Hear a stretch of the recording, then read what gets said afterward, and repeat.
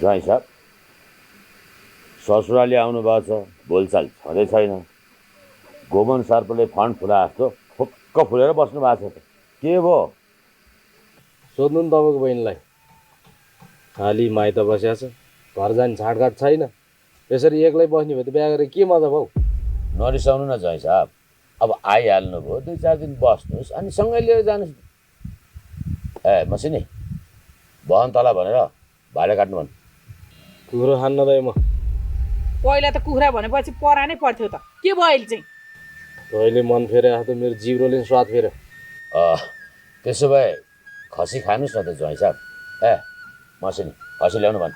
खसी नि खान्न हो दाइ म। खसी पनि खान्न भन्नुहुन्छ, कुखुरा पनि खान्न भन्नुहुन्छ, के चाहिँ खानुहुन्छ त ज्वाइँ? गाली खान्छु।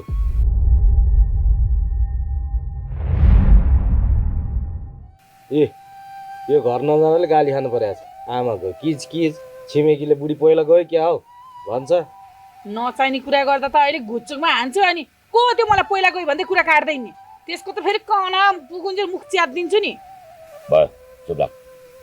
ए मसिनी